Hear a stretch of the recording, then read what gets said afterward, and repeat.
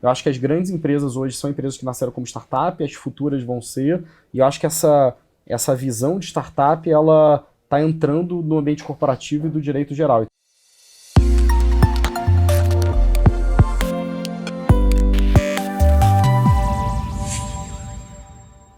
Olá, estamos aqui no episódio do Wide Talk com Bruno Feigelson. Bom, só para falar sobre o Bruno eu vou precisar de bastante tempo. Hoje o Bruno ele é CEO da Future Law, ele foi presidente da B2L, que é a Associação Brasileira de Law Tax e Legal Tax, ele é CEO da Sem Processo, da Dados Legais e de uma série de outras startups que vieram para disruptar o mundo do direito. Ele está aqui principalmente para falar da Future Law, que é uma iniciativa de educação, mas como nesses programas a gente vai falar sobre tudo que está impactando o mundo da educação, do trabalho, da inovação e da sociedade, ele vai ter muita história para contar. Bruno, obrigado. Esqueci de falar da Life, por exemplo, né, que é a aceleradora que vocês têm, mas eu queria que você contasse, né, queria que saísse de você todas essas iniciativas que você vem tocando, que o seu grupo vem tocando, começando lá de trás da sua história, enfim. Legal, Daniel, obrigado aí pelo convite, um prazer, super fã da Wide e super legal estar participando desse episódio. Cara, basicamente o meu propósito de vida é inovar no mercado jurídico, então isso começou pelo escritório, a gente fundou o escritório em 2010. Na verdade, o escritório a gente começou trabalhando com mineração e infraestrutura, um outro foco. A partir de 2011, 2012, a gente deu uma pivotada em termos de assunto e começou a trabalhar com algumas empresas de tecnologia. E até 2016 eu fui basicamente advogado. E aí, em 2016, o Cadu, que é casado com a minha prima, tinha um problema na justiça, queria entrar com uma ação, em vez de entrar com a ação, a gente fez um acordo e aí a gente criou o Sem Processo. E aí daí a coisa começou a ganhar uma dimensão totalmente diferente, meio que exponencial. O que é o Sem Processo? Cara, o Sem Processo basicamente ele é uma Lawtech, então hoje tem uma denominação, mas quando a gente criou lá em 2016 ainda não tinha um nome para esse movimento. Ele é uma plataforma de acordo exclusiva para advogados. Então basicamente a gente ajuda advogados a procurarem empresas para buscarem acordos antes de ir na justiça, ou ajuda as empresas a procurarem os advogados. E aí, muito do que eu tenho feito hoje nasceu em decorrência disso, porque eu, como advogado, já entendia do mundo de tecnologia, muito a partir dos contratos, mas nunca tinha empreendido. Então, tinha uma visão até superficial do que era empreender no ambiente de tecnologia. Criei uma empresa de tecnologia, comecei a trazer desenvolvedor, trouxe sócios, só que o mercado reagia muito pouco, né? O mercado do direito, o advogado é o último bicho na cadeia tecnológica. Então, a gente usa botoadura, fala latim, a gente é quase um Neandertal no mundo digital. Então, para conseguir concretizar o propósito do Sem Processo, eu comecei a ter que abrir o espectro, e a partir daí veio a B2L, que foi a associação que a gente criou, depois veio a Future Law e várias outras iniciativas. E por que essa abordagem do Sem Processo é boa para o advogado, é boa para a empresa, e como que a tecnologia diferencia tudo isso? Legal. O Brasil tem uma condição, isso também é um número que eu não conhecia, mas eu descobri a partir do momento que a gente começou a empreender, que o Brasil a gente tem uma condição antropológica única. O Brasil é o país do mundo que mais forma advogados por ano, a gente tem quase 1.500 faculdades de direito, a gente tem 80 milhões de processos judiciais ativos e a gente gasta mais de 2% do PIB. Então, o processo judicial, que é uma coisa que, infelizmente, todo mundo no Brasil tem algum contato em algum momento da vida, é um grande problema, tanto social para as empresas e para a sociedade de maneira geral. Então, qual que é o propósito, né? Do ponto de vista do Estado, é um absurdo a gente gastar 2% do PIB com o judiciário. É um gasto absurdo, não é uma prestação de serviço de alta qualidade, até porque o volume é muito grande. Então, embora a gente tenha bons juízes, bons servidores, é incapaz do Estado lidar com tanta litigância. Só para você ter uma ideia, eu tive com uma turma da Índia, do Supremo Tribunal Indiano, e aí tinha uma determinada profissional lá que ela falou: Bruno, aqui na Índia a gente está com muita expectativa de tecnologia, porque a gente tem 20 milhões de processos judiciais. Isso é um problema social gigante. Só que a Índia tem 1 bilhão de pessoas, então tem 5 vezes mais a nossa população e 5 vezes mais ação. Então, depois do Brasil, o país que mais gasta com o judiciário é a Bulgária. Então, assim, do ponto de vista de Estado, é inquestionável que a gente vive um problema social grande com o número de ações. Pro advogado, a gente tem uma cultura de litigância. Então, o menino, a menina, ele entra na faculdade, ele aprende que o bonito é entrar com processo, ser um advogado que briga, e, em última análise, o papel do advogado é resolver o problema do cliente. Então, se eu posso resolver um problema do cliente em poucos dias, ser bem remunerado por conta disso, e resolver a questão, é muito melhor do que ficar 10 anos na justiça. Então, tem um aspecto aí de mudança de mindset. Então, Sem Processo, ele é mais do que uma empresa de tecnologia, ele é uma mudança de parâmetro. Tanto é que, até hoje, eu ouço muitas vezes as pessoas falando: cara, a primeira vez que eu ouvi Sem Processo, eu imaginei, sem processo, sem dinheiro. Advogados falando isso, achando que seria uma coisa negativa. E hoje o que os advogados estão vendo é pelo contrário, ele gira a carteira mais rápido, ele consegue ter mais caso, para as empresas é incrível, então você tem hoje bancos, por exemplo, tem um determinado banco no Brasil hoje que ele tem 1 milhão de processos judiciais ativos. Ele tem mais processo trabalhista sozinho que os Estados Unidos inteiro. Então isso gera um custo do Brasil absurdo, então assim, tem um valor muito grande para as empresas. E para o advogado é isso, ele consegue ter mais casos, consegue rodar, e as novas gerações especialmente, ninguém quer entrar no escritório, pegar um caso que ele vai se resolver daqui a 20 anos. A gente está num mundo que as coisas, mundo Instagram, que você posta uma coisa no dia seguinte desaparece. Quem é que quer cuidar um caso durante 20 anos da vida? Então isso é totalmente desconectado com a realidade. Então o propósito é um pouco esse, e a tecnologia ajuda dando celeridade. Do ponto de vista das empresas, a plataforma é muito data-driven. Então o advogado tradicional ele lida pouco com dados. Então ele não olha para o mundo tomando decisões a partir de informações. Ele é muito pautado em subjetividade. O sem processo dá número, dá métrica, então tem funcionado muito bem. Legal. E aí você partiu disso para criar uma associação. Então hoje a associação é uma associação bastante representativa, já engloba várias Lawtechs, Legaltechs, pessoas interessadas na área. De onde surgiu essa ideia de montar uma associação e por que você acha que tão rápido você, mesmo num ambiente que, como você falou, é neandertal do ponto de vista de tecnologia, vocês conseguiram agregar gente tão rápido? O que aconteceu foi o seguinte, criou sem processo e eu comecei a bater perna em tudo que é lugar, LinkedIn, tentando conexão e assim, eu era completamente ignorado pelo mercado. E como a gente já tinha o escritório, já trabalhava para grandes empresas, até muita gente achou que eu estava tomando um risco gigante, porque é uma outra coisa que o advogado não tem uma tradição de tomar muito risco.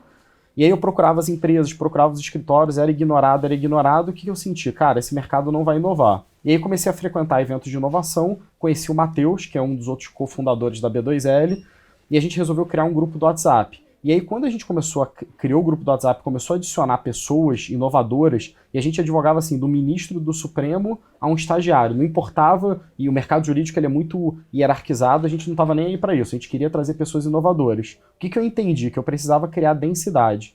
Então, quando a gente já tinha um número legal de empresas, a gente criou a B2L, inicialmente foram eu e o Matheus, eram 2 empresas, depois virou 5, 20, e aí, na medida em que a gente criou, a gente começou a criar um network effect. Então, a gente começou a atrair empresas do Brasil inteiro, inovadoras, e a gente hoje tem mais de 200 Lawtechs no grupo, e a partir das empresas a gente abriu para os escritórios, e aí também o advogado e o mercado jurídico ele funciona muito assim.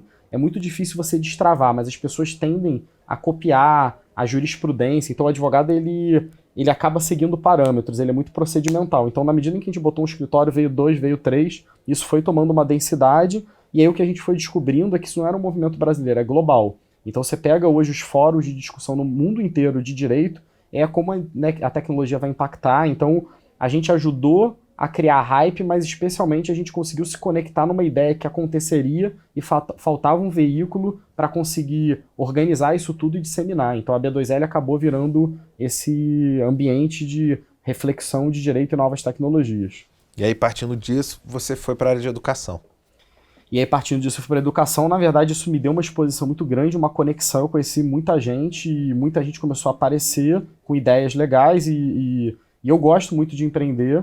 E aí, uma das coisas que eu senti muito na B2L, isso era muito recorrente, era legal, entendi que eu tenho que inovar, entendi que eu sou um cara tradicional, que eu sou uma mulher tradicional, que eu estou no mercado que é um modelo extremamente quadrado, que eu estou exercendo a mesma advocacia há 200 anos, então que o meu escritório é muito parecido com o escritório de 1910 de Nova York, que eu tenho que mudar, porque, cara, disrupção é isso mesmo, eu tô vendo a Apple, eu tô vendo o Google, eu tô vendo as fintechs, quero inovar, como é que eu faço? Então, assim, eu não entendo nem o que quer dizer startup, eu não entendo uma palavra do que você diz, isso foi até curioso, eu fui no CNJ, que é o Conselho Nacional de Justiça, ajudar lá do ponto de vista de regulação de dados do poder público ligado ao judiciário. E aí estavam vários ministros, me chamaram, eu fiz uma apresentação até, cara, com essa pegada, a tecnologia traz essa questão de mais informalidade e tal. Até fiquei com medo, assim, de qual que seria a reação deles. No final, os ministros adoraram e falaram assim, Bruno, a gente achou brilhante. Só que você pode fazer um glossário? Porque eu não entendi metade do que você falou, assim.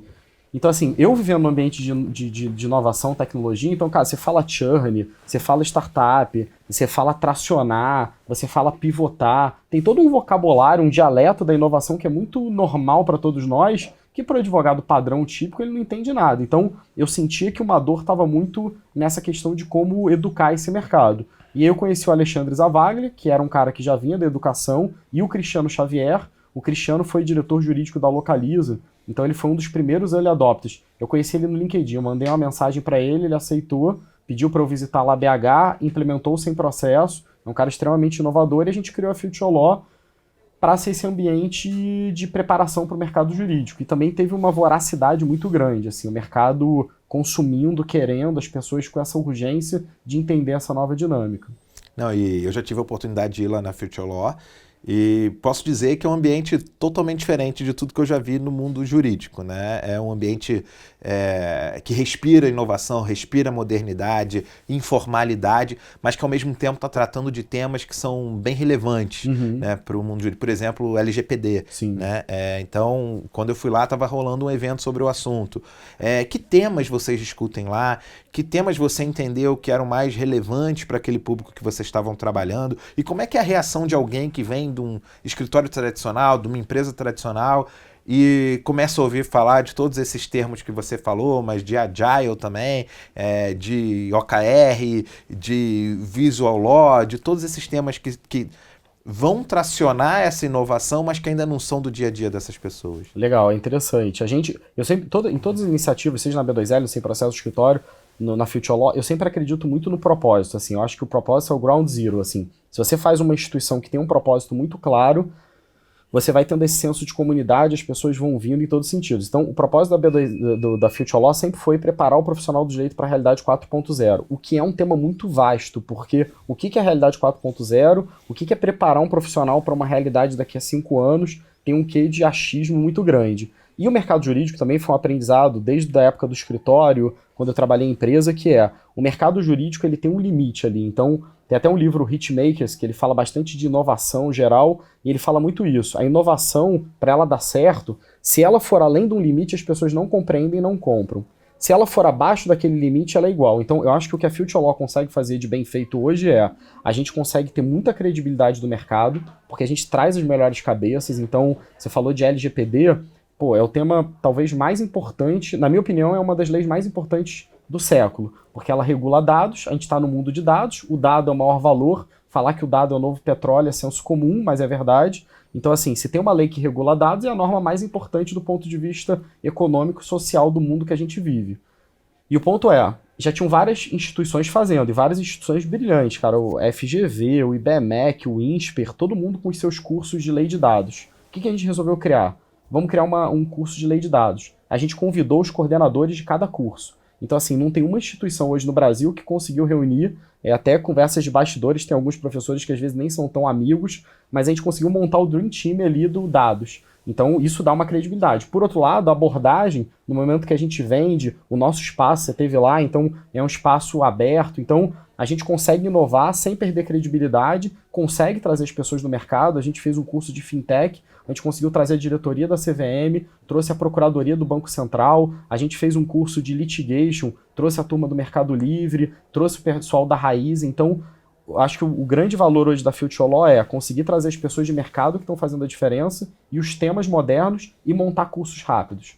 Porque o grande desafio hoje é como os nossos cursos precarizam muito rápido. Então, por exemplo, o Visual Law, a gente começou a ouvir isso, o Ale foi lá para Londres num evento, falou, cara, a gente já estava falando sobre legal design, tem esse negócio de Visual Law. Rapidamente a gente montou o curso, já fez 3 edições esse ano, você vê todos os escritórios agora começando a usar elementos gráficos. Então, o desafio é você estar muito à frente, sempre à frente, se manter inovando a todo momento com credibilidade e qualidade. E o que você acha que é o próximo desafio dos escritórios, que é o próximo desafio das áreas jurídicas das empresas, de se manterem tão velozes nesse sentido? Porque se você olhar o mundo do direito para trás, era exatamente a tradição, era exatamente a capacidade de fazer igual, fazer com jurisprudência que fazia a diferença, né? De conseguir fazer algo de forma recorrente. Só que agora vai ser a velocidade, vai ser a capacidade de inovar, vai ser a disrupção, né? O que mais? O que mais que você acha que é o desafio dessas organizações? Eu acho que tem esse desafio, assim, o que eu falo, a inovação é o novo mármore. Então, antigamente, o legal é você ter um escritório super mármore, bonitão, esteticamente. Hoje é inovação. Então, assim, isso que o mercado quer. E o que é o direito? Ele sempre vem a reboque da sociedade. Então, quem estuda direito, a primeira coisa que você aprende, né, você deve ter aprendido ainda, né, quando você ainda fez direito, mas a gente tem a tridimensionalidade do direito, fato, valor e norma. Então eu vejo um fato, valoro ele e crio uma norma. Só que qual que é o ponto?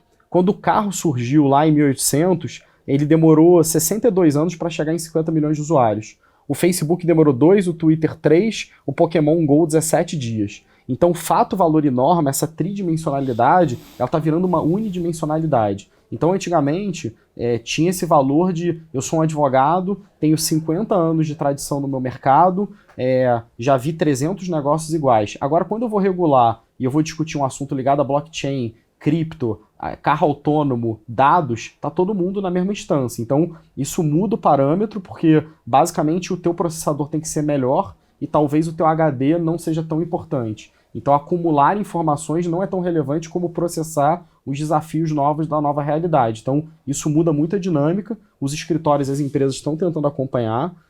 A gente brinca, né? Assim, tem umas publicações hoje de direito que listam os melhores advogados, a gente fala, cara, guarda a revista desse ano e abre daqui a 10 anos para ver se vão ser as mesmas pessoas. Quem não conseguir atuar nessa nova velocidade não vai ter capacidade. E o que é interessante, né?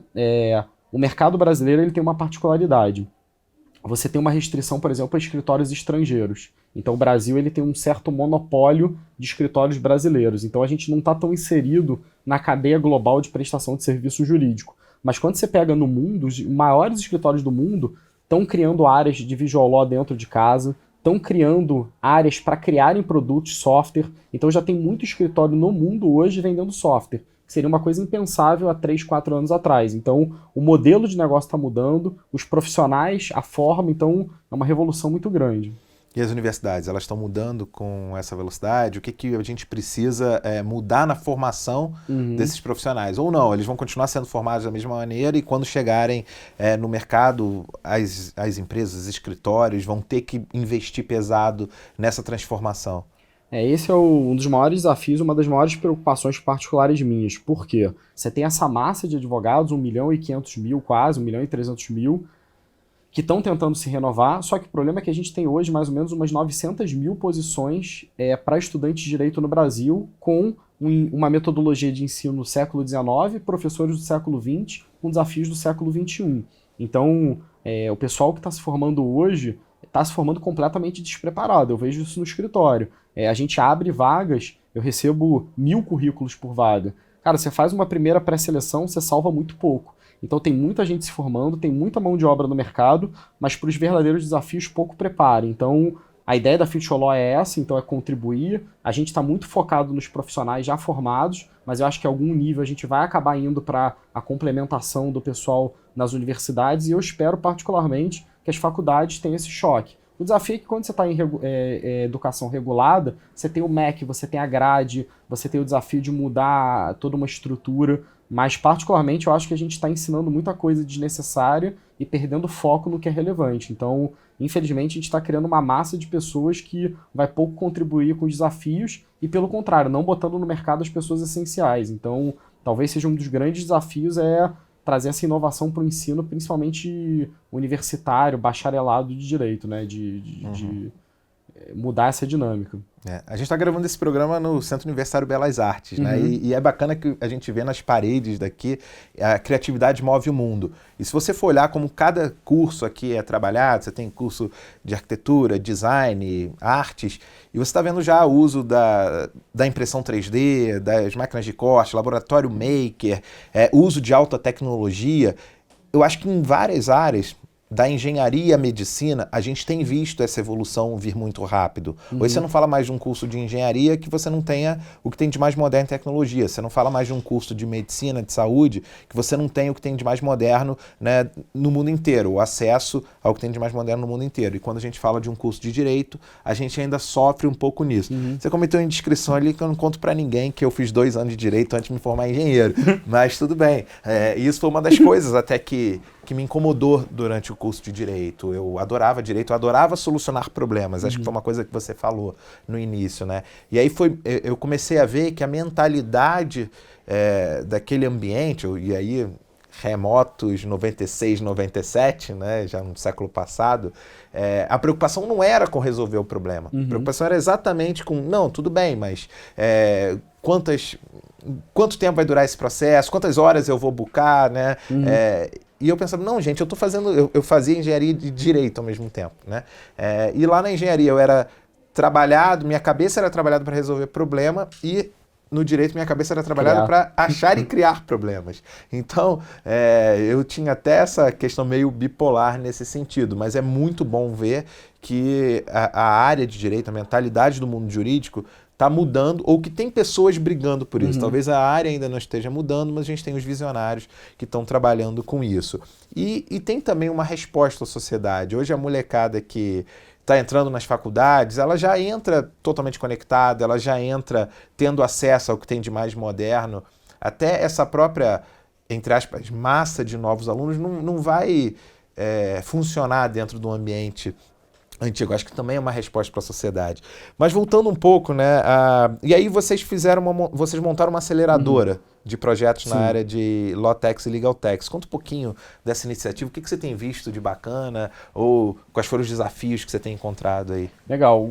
O ponto é esse, assim, quando a gente criou o processo, a gente não sabia o que a gente estava fazendo, começou a criar, e aí uma das coisas, e é engraçado a força das palavras. Então, a primeira coisa que a gente, quando se reuniu na B2L, falei, cara, a gente tem que ter um nome. Então tava já bombando fintech, eu falei, cara, vamos criar a Lawtech. E até um dos participantes de uma determinada empresa falou, cara, eu estive no Vale do Silício, Bruno, você tá falando a maior besteira, o nome é Legal Tech em nível mundial, Lawtech tá até errado. Eu falei, pô, mas Legal Tech é muito pouco sexy, Lawtech é muito mais, tudo que usa law no mercado jurídico funciona. Então os escritórios que querem... todo mundo adora anglicanismo no mercado jurídico, advogado adora anglicanismo e tal, então assim... Eu achei que fosse latim. Não, latim é... Cara, mas o que é cool é falar meia dúzia de palavra em inglês e tal, e não sei o quê. Fiz o LLM... Cara, se fizer uma pós-graduação não é legal, mas se fizer um LLM tem um puta valor. Então a gente usou a palavra law, tanto é que virou a B2L, porque a Associação Brasileira de Lawtechs ou Legaltechs, cada um se autodenominava. E quando a gente criou a palavra Lawtech, e é engraçado que hoje as buscas no Google por Lawtech são mais do que Legaltech. Seja porque a dimensão do mercado brasileiro, seja porque outros países estão aderindo. Então, Austrália, Reino Unido, até o Richard Suss, que é uma das maiores autoridades de direito e tecnologia, ele veio no Brasil e falou, cara, eu gosto mais de Lawtech, a gente até gravou isso, então é uma super honra pra gente ter criado uma palavra que denominou o movimento.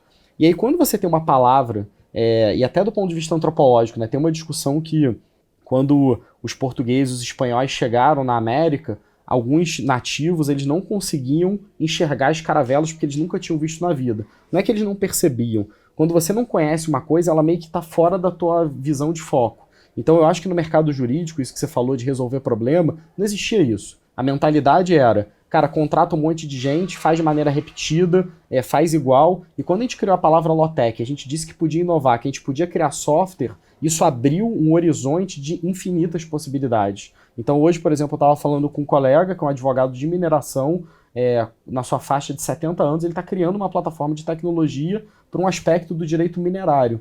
Porra, isso é transformador. Então o que a gente começou a sentir? A gente está influenciando um monte de gente, abrindo a cabeça, é como se a gente estivesse abrindo uma terceira visão do mercado jurídico para entender que ele pode usar software e pode usar novos processos para resolver questões anteriores. Só que é muito desafiador. E aí eu comecei a ser procurado, assim, por semana, umas 3 ou 4 pessoas me procuram aleatoriamente de qualquer lugar do Brasil para criar uma Lawtech. Falei, cara, como é que eu vou começar a ajudar essas pessoas? Eu indicava para a B2L, ela criou uma área de early stage, então empresas iniciais, só que tinha muita gente que falava, pô, Bruno, eu posso te ligar uma vez por semana para falar o que está acontecendo, eu queria entender, ou Bruno, você tem interesse em investir aqui na minha empresa? E aí eu acabei organizando isso dentro da Life, que é uma aceleradora, que, com toda sinceridade, a gente ainda está validando o modelo. Por quê? Porque, cara, toma um tempo absurdo, particularmente meu e da equipe, muita coisa não se valida, há muita desistência, então, assim, 90% das pessoas desistem durante um mês.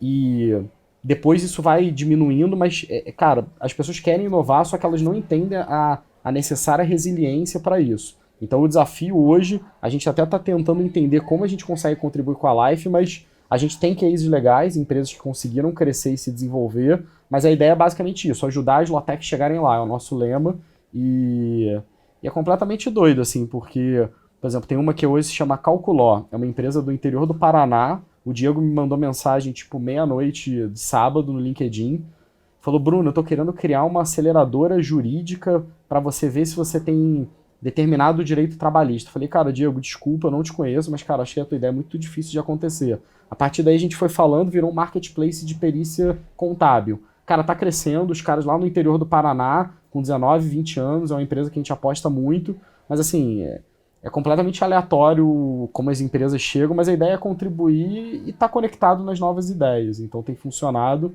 mas é uma outra linha de negócio que a gente está seguindo. Bacana. Você falou muito do mercado 4.0, né? E como é que então é esse advogado 4.0, essa advogada 4.0? O que você enxerga para os próximos 5, 10 anos que vão ser necessários no perfil do profissional que vai atuar nessa área? Legal, acho que tem uma mudança de soft skill e hard skill total. A gente na Future Law, a gente tem basicamente 3 linhas de curso, que é o que eu acredito. A primeira é em relação à gestão. Cara, que é um negócio completamente absurdo no mercado jurídico. O profissional do direito ele não é formado para gerir. Então, assim, os escritórios são, em última análise, empresa. Tem gente que fica chateado, mas você tem escritório com 1000 pessoas. É uma empresa. Então, assim, você tem que ter noção contábil, marketing, coisas básicas que nem isso o profissional é formado. Então, a gente está muito olhando para a gestão inovadora. Então, como é que eu ensino um profissional a usar metodologia ágil? Como é que eu ajudo ele a se organizar e entender o tempo dele? Então, tem uma visão muito de gestão dentro da Future Law. A segunda é a questão do próprio uso de tecnologia. Então, assim, em relação à questão do direito e tecnologia, e aí essa questão de uso de tecnologia pelo advogado, a gente tem no limite o advogado até programar. Então, a gente tem um case super interessante hoje, que é o da FGV. Então, a FGV Bacharelado de Direito no Rio de Janeiro, ela tem como matéria obrigatória aprender Python. Então, todo menino, toda menina que sai hoje da faculdade da graduação da FGV sai aprendendo Python. E eu, particularmente, até quando eu comecei a falar isso uns 2 anos atrás, o pessoal falava absurdo. Não, Bruno, que mané, desculpa a expressão, mas pô, que mané advogado vai ter que aprender. E eu acho que é fundamental. Assim, a programação, ela é fundamental. A gente vai ver nos próximos anos, todo mundo vai aprender na escola. Então, assim, então eu acho que o limite seria isso, mas tem coisas com um nível de sofisticação menor, que é basicamente lidar com dados. Então a gente tem um curso, por exemplo, ciência de dados, como é que ele administra isso, então como é que ele usa uma plataforma de acordo, como é que ele automatiza documento. Então a gente tem essa linha também de desenvolvimento. E a terceira é o direito material. Aí é um mundo, porque todo o direito tradicional está sendo comido por tecnologia. Então, por exemplo, a gente vai lançar agora um curso de Labor 4.0, então direito trabalhista 4.0. O que é a relação de trabalho relacionada às aplicações de plataformas como Uber? Está tendo uma discussão super grande hoje na Califórnia, que é uma mudança legal. Aqui no Brasil a gente já teve mudança de jurisprudência. Como é que é a questão da relação de contrato de vesting? A gente teve uma decisão no STJ entendendo que o vesting inviabiliza, por exemplo, você ter determinadas vinculações trabalhistas. Aí quando você vai para o âmbito do mercado bancário, fintech, quando você vai para o mercado de contencioso, litigation 4.0. Então a gente tem uma expressão que as pessoas usam, que é o direito digital. Eu, particularmente, acredito que o direito digital ele não vai existir nos próximos anos, porque tudo vai ser direito digital. É que nem a internet. Estavam falando recentemente que a própria palavra internet ela vai acabar. Porque o que é internet? Hoje você falar que você vai buscar na internet é uma redundância. Você vai buscar onde? Na Barça? Então as gerações mais novas, elas diluíram. Então a internet é tão natural quanto o oxigênio. E eu acho que no âmbito do direito é a mesma coisa. Existe essa fricção entre o direito 4.0 e o normal hoje, mas em alguns poucos anos isso vai ser tão natural quanto usar o smartphone. O desafio é como a gente faz essa conexão nesse meio tempo. Então eu acho que a gente está passando um deserto, mas no momento que a gente chegar aí na terra prometida do direito 4.0, isso vai virar uma normalidade, e isso vai estar na essência do novo profissional. Isso tem um pouco a ver com aquela questão de público que a gente falou, né? Antigamente você falava online e offline, hoje já não faz mais sentido você falar online. A gente está totalmente conectado aqui. Apesar do celular estar no bolso, no silencioso e tal, a gente está conectado. Marketing digital, daqui a pouco também não tem mais marketing digital, é só marketing. Educação, né? Outro dia eu estava conversando com um pessoal mais novo, né? Eu falei, educação à distância. Ele falou, para mim, Daniel, educação à distância eu tenho que sair da minha casa e ir até a faculdade. Isso é à distância. Mas quando eu acesso a plataforma da minha universidade, eu vejo o curso que eu estou fazendo, faço um curso online, né? Que eu acabei de falar que o online e o offline não existem mais. Tá mais próximo, tá no meu momento. Eu tô conversando com os meus professores, com os meus colegas. Então você começa a ter uma dimensão que ela não é mais diferente, ela é a dimensão que você vive. Sim. Até o peixe que está dentro d'água não percebe que está dentro d'água, né? Então essa mesma questão do direito digital, do marketing digital, da educação digital. O digital passa a ser o ambiente que a gente vive. E essa transformação para nós, né? Você não, mas eu que nasci no mundo analógico e migrei para o mundo digital, ainda faz algum sentido. Para quem nasceu nesse mundo digital, essas definições não fazem mais o menor sentido. Mas é engraçado, tem duas coisas interessantes que você falou que eu vejo. Primeira é essa, da educação, por exemplo. Eu fiz mestrado, fiz doutorado, então assim, eu tenho a vida acadêmica, eu gosto muito, embora eu tenha uma visão acadêmica muito mais inovadora que a maioria dos alunos que estudaram comigo. Mas, por exemplo, eu chego lá no Sem Processo, no time de desenvolvimento, tem um menino lá que é um desenvolvedor brilhante e ele não quer fazer faculdade. Ele fala, cara, eu não quero fazer faculdade porque é o desenvolvedor que eu mais gosto do time, não fez faculdade. E é o seguinte, quando ele quer aprender uma coisa, eu vou lá, pago um curso online, ele aprende em 3 semanas e ele sabe desenvolver aquilo ali.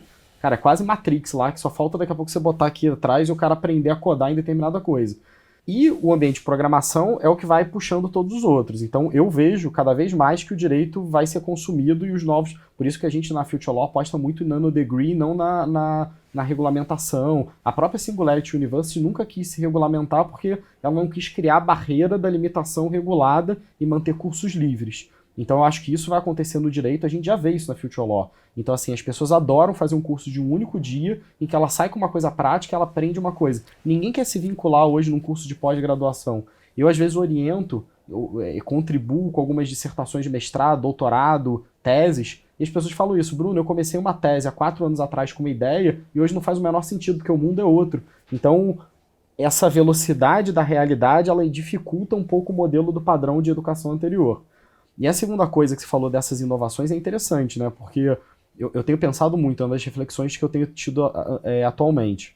Antigamente eu falava com meus avós, na faixa dos 60 anos, eles falavam, olha, quando eu era jovem não tinha televisão, não tinha geladeira, eu tinha que botar uma caixa com gelo. E eu ficava olhando para aquilo e falava, cara, quando eu tiver 60 anos, vai ter um monte de coisas que eu vou ter vivido que não aconteceram. E hoje eu tô na faixa de 30 anos, estou com 33 anos, e eu vejo isso já acontecendo. Eu vou dar palestra em faculdade, por exemplo, outro dia a gente estava vendo uma pesquisa que a maioria das pessoas não entende o que é um disquete. Tinha um menino brincando, achou um disquete da mãe antiga e falou, mãe, por que você tem um ícone do Word de brinquedo? Então assim, é muito doido você ver que a gente... É como se cada década ou cada 5 anos a gente estivesse vivendo como se fosse uma nova reencarnação. Então, por exemplo, eu falo de Napster, ICQ, o início da internet de escada, quando você baixava e tinha que abrir. Cara, um monte de gente já não entende isso. E talvez as pessoas que estão com 20 anos, daqui a 10 anos vão falar de coisas que não entendem. Então, essa voracidade, essa mudança é um paradoxo muito grande, porque a gente nunca viveu tanto, a gente nunca teve tanto tempo, a gente nunca teve tanto estresse, nunca mudou tão rápido. Então, você vê, a gente está virando a década. Antigamente as horas passavam rápido, depois os meses, os anos, agora as décadas. A gente está virando a década e ninguém parou para olhar isso, porque a gente já está tão... daqui a pouco a gente já está na próxima década e nem viu passar. Então... Você citou a Singularity, né? Eu lembro de uma frase do Ray Kurzweil que ele fala exatamente sobre essa aceleração da aceleração. Então, a frase dele, que eu acho até que já deve estar ultrapassada, é que os próximos 100 anos de evolução vão ser equivalentes aos últimos 20 mil anos de progresso que a gente teve. Então, quer dizer, se a gente imaginar eu nem sei qual é Neandertal ou qualquer coisa, mas 18 mil antes de Cristo, já era Homo sapiens, se eu não me engano, 18 mil antes de Cristo, o que a gente tinha e é o que a gente tem hoje para daqui a 100 anos. Eu digo que isso já deve estar desatualizado, porque ele já falou isso há alguns anos. Então talvez essa aceleração já esteja até diferente. Então quer dizer, a gente pensar que a gente vai saber o que vai acontecer em 10 anos e até em 5 anos é um exercício de futurologia que não vai se confirmar. A gente, na verdade, o que a gente imaginar é quase com certeza aquilo que não vai ter, porque a gente está imaginando o futuro com a nossa cabeça de hoje. E aí quando a gente está formando gente, né, tem aquela outra frase também, a gente está formando gente para empregos que não existem, para resolver problemas que ainda não existem, usando ferramentas e tecnologias que ainda não foram nem inventadas. Né? Então, a gente está sempre correndo atrás de um futuro que não existe. Então, por isso que a gente fala tanto da questão da criatividade, da inovação e da capacidade de aprender, porque é isso que vai mover as próximas gerações. Já move essa geração de agora, mas vai mover a próxima geração de advogados, de engenheiros, de designers, de RPs, de jornalistas. Né? É essa capacidade de aprender, de inovar e de usar a criatividade para atuar no mundo que ninguém vai ser capaz de prever. E eu acho que esse trabalho que vocês estão fazendo, pensando em como sempre está oferecendo coisa nova, sempre está oferecendo novas formas de aprender para esse público, é fundamental nesse novo cenário. E aí, eu queria que a gente fosse para um bate-bola rápido, né, para que a gente desse pequenas pílulas e pequenas dicas para quem está assistindo ou ouvindo a gente. Você falou de alguns livros até, né? Mas eu queria que você citasse um livro que você acha que o advogado, a advogada da nova geração precisa ler. Não precisa nem ser um livro de direito, mas que é fundamental para o que a gente vê pela frente. Cara, é engraçado isso. A gente tem. Eu gosto muito de livro. Infelizmente, eu consigo ler hoje muito menos do que eu gostaria, mas assim, eu gosto muito de ler e é interessante porque até nessa muita estrutura, então Future Law sem processo de escritório, é um monte de gente nova entrando, eu tenho que educar até o próprio time interno e contribuir com as visões, então eu costumo muito dar alguns determinados livros e falar, cara, lê e a gente vai trocar ideia desse livro em vez de eu te explicar o livro inteiro. Então assim, em relação à tecnologia, um dos livros que eu costumo distribuir ou indicar para as pessoas lerem é o Startup Enxuta. Então, assim, eu acho que essa cabeça experimental, Lean, é uma coisa que é muito distante do mercado jurídico. O mercado jurídico ele não é experimental, ele é fixo, ele é sólido, ele tem medo de experimentar, ele tem medo de testar no mercado e trazer para dentro de casa e validar. Então, eu acho que é um livro muito interessante do ponto de vista para se ambientar até com os termos. Então, eu acho que as grandes empresas hoje são empresas que nasceram como startup, as futuras vão ser, e eu acho que essa visão de startup, ela está entrando no ambiente corporativo e do direito geral. Então, eu acho que Startup Enxuta é um livro muito legal assim, para a galera começar. Mas tem muitos outros. O de 0 a 1 do Peter Thiel é muito legal para entender a visão de Venture Capital. Tem um livro que eu gosto muito que é Como o Google Funciona. Cara, ele fala muito de como você lida com os profissionais criativos, com esses gênios, né, dessas empresas de tecnologia. Então, me ajudou muito a entender esse universo. Tem livros mais de gestão. Por exemplo, O Sonho Grande, do Lehman, que não tem nada a ver muito com tecnologia, mas é super legal. O livro Outlier, também, do Malcolm Gladwell, acho que é um autor legal. Então, dá pra citar uns 300 mil livros aqui. O difícil é ter tempo para ler isso tudo, né?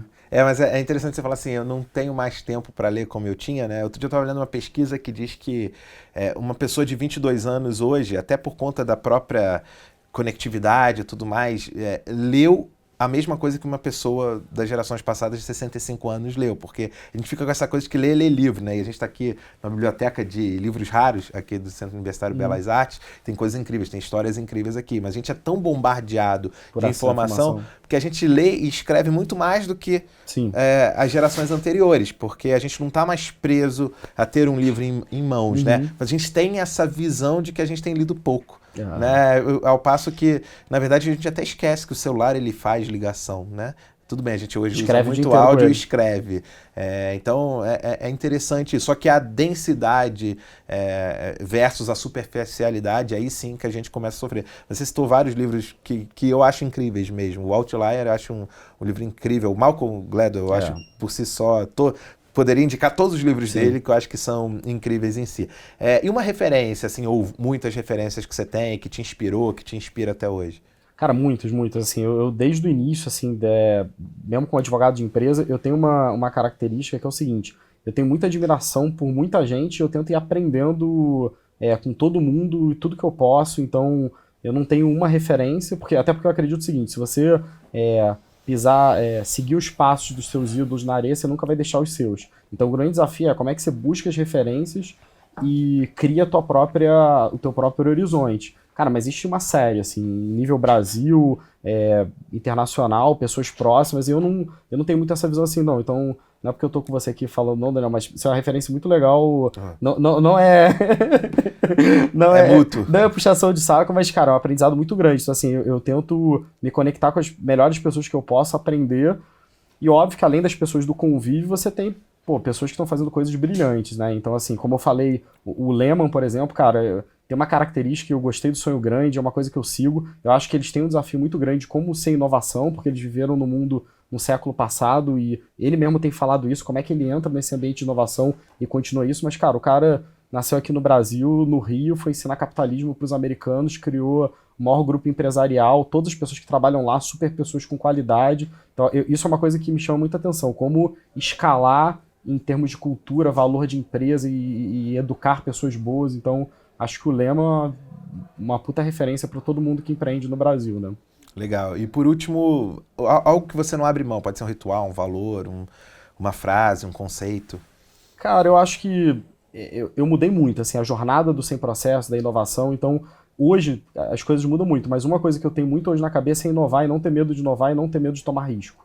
Então acho que você só cresce, seja economicamente, intelectualmente, na vida, tomando risco. Então eu não abro mão de tomar risco. Então no dia que eu não tomei risco, eu tô meio chateado, então você tem que fazer alguma coisa para tomar risco, seja pegar um caminho diferente. Então eu acho que tomar risco deveria ser uma coisa que a gente deveria fazer todos os dias, a todo momento, porque senão a gente não está crescendo. Então, fugir da zona de conforto a todo momento, eu acho que isso se chama vida, assim.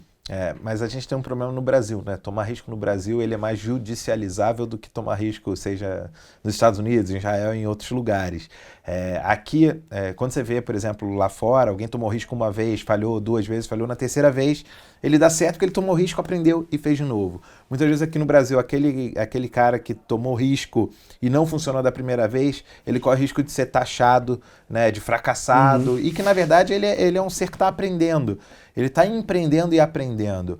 E, por outro lado, a liberdade econômica aqui no Brasil ainda tem que seguir muitos passos para que isso que você falou, sei que é meu sonho também, eu sou um cara com um enorme apetite ao risco, já acertei muitas vezes, já errei outras, e todas as vezes que eu acertei me levou até um certo ponto, e às vezes que eu errei me puxaram muito forte também para baixo e eu tinha que equilibrar isso. E talvez seja essa a grande preocupação dos empreendedores, dos inovadores brasileiros. Quando é que a gente vai virar um lugar onde o risco, de certa forma, vai valer a pena. Ser valorizado. Ser valorizado.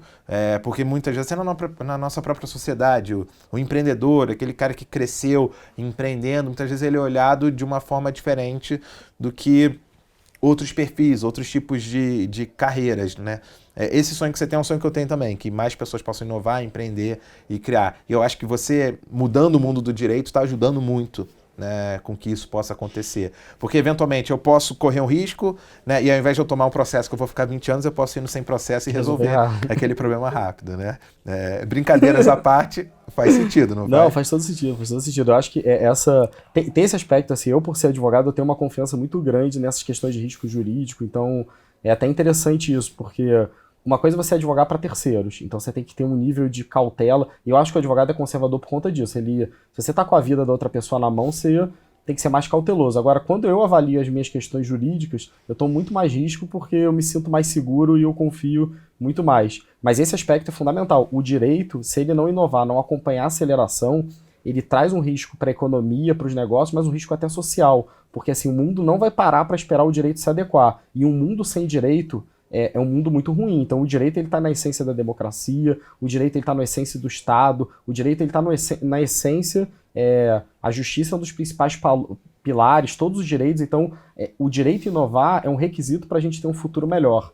E para ele inovar, ele tem que se reencontrar. Então eu acredito muito nisso. Assim, a gente está contribuindo para um mundo melhor, com advogados melhores, com o mercado jurídico mais oxigenado. Exatamente. Aí só terminar com um caso, né? Hoje você vê fintech de crédito, peer-to-peer lending, em vários locais, várias empresas, seja para pessoa física, pessoa jurídica e tudo mais. Mas os inovadores nesse setor sofreram bastante, né, na mão da justiça. Quando eles começaram a empreender nesse sentido, eles foram, né, avaliados de forma não positiva pela polícia, pelo Ministério Público, pelo Banco Central. Por quê? Exatamente por aquilo que você falou no começo, né? A justiça ela não evoluiu tão rápido quanto a sociedade, quanto a tecnologia. Não dá para esperar os mais de 60 anos para que as fintechs sejam aceitas pelo sistema financeiro nacional. E isso você vai para law tax, legal tax, health tax, e ed tax, e tudo aquilo que hoje a gente vê explodindo, disruptando o mercado. Então, é muito importante que tenham pessoas, advogadas 4.0, juristas 4.0, que consigam trazer essa aceleração. Não, gostei bastante, assim. E por falar em aceleração, a gente teve aqui esse Wide Talk para falar com Bruno Feigelson, que é, entre muitas coisas, CEO da Future Law, que foi o tema principal dele estar aqui. A gente pôde conversar sobre várias coisas bacanas, ele pôde mostrar da visão dele do futuro. Bruno, acho que com essa velocidade a gente poderia em um dia terminar, né, tudo aquilo que a gente tinha para conversar, mas eu te agradeço por ter vindo, te agradeço pelo que você e pelo que seus sócios, pelo que seus parceiros, pelo que seus acelerados têm feito pelo mundo jurídico, pelo mundo da educação. Cara, brigadão. Obrigado, Daniel. Super prazer. Prazer é todo meu. Obrigado.